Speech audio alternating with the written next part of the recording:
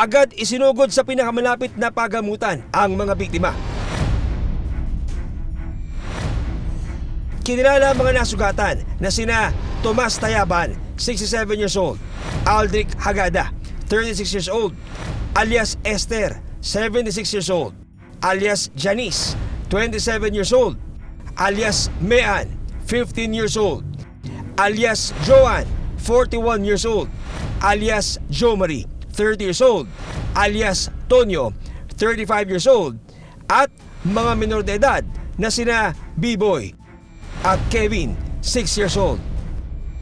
Samantala, nasa Maynila ang ina ni alias Kevin nang mabalitaan ang nangyaring krimen sa kanilang lugar sa Ifugao. Ang sabi niya lang kasi sa akin is, uuwi kami kasi yung anak ko daw is umiiyak, ganun. Not knowing na ganun pala ang nangyari. Parang nung narinig ko na yun, parang gusto ko na yung mga sasakyan na pagsasakyan namin is palili pa rin namin para lang makarating dito sa Ifugao. Sa kabila ng sugat na tinamo, nagpasalamat pa rin si Jenny na nakaligtas ang kanyang anak sa bingit ng kamatayan.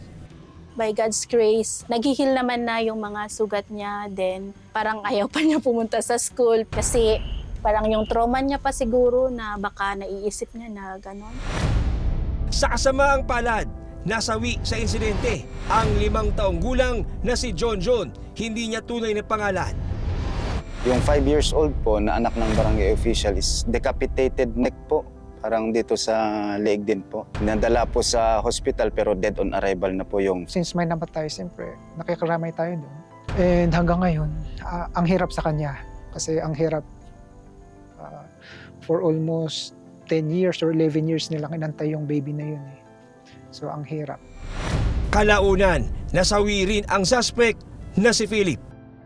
Nadala po yung suspect sa hospital pero dead on arrival na po yung suspect.